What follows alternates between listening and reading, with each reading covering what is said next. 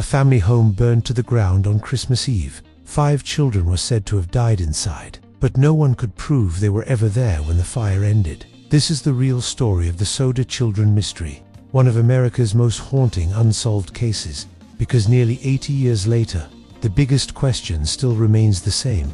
Did the children die in the fire, or did they disappear? On the night of December 24, 1945, the Sodder family was at home in Fayetteville, West Virginia. George and Jenny Sodder lived there with many of their children, and like many families, they were settling in after Christmas Eve. Then, in the early hours of the morning, the house caught fire. George, Jenny, and 4 of the children made it out alive, but 5 children, Morris, Martha, Louis, Jenny, Irene, and Betty, were never recovered from the house.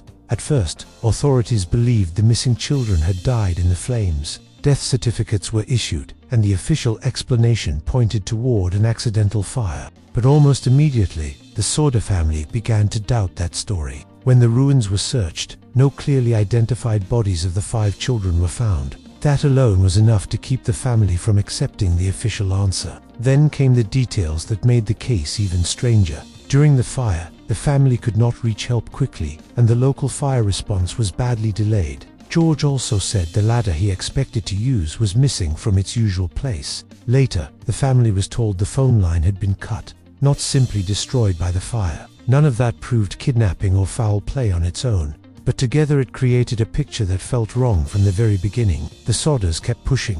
In 1949, investigators digging at the site found a few bone fragments. For a moment, that looked like the answer, but the fragments were sent to the Smithsonian for analysis, and the report said they likely came from one person older than the oldest missing child, and showed no evidence of exposure to fire. That result only deepened the mystery. If the bones were not from the children, then where were the children? Over the years, there were claimed sightings and leads, including reports that some of the children may have been seen after the fire, but none of those claims were ever proven. Official efforts eventually stalled, and the case was effectively left unresolved. The Sodder family never stopped believing that the 5 children might have survived, and for decades they kept their case in public view, hoping for one piece of evidence that would finally explain what happened that night. A house fire can explain destruction, it can explain panic, but it does not easily explain 5 missing children, cut phone lines, missing rescue tools, and remains that never clearly matched the victims.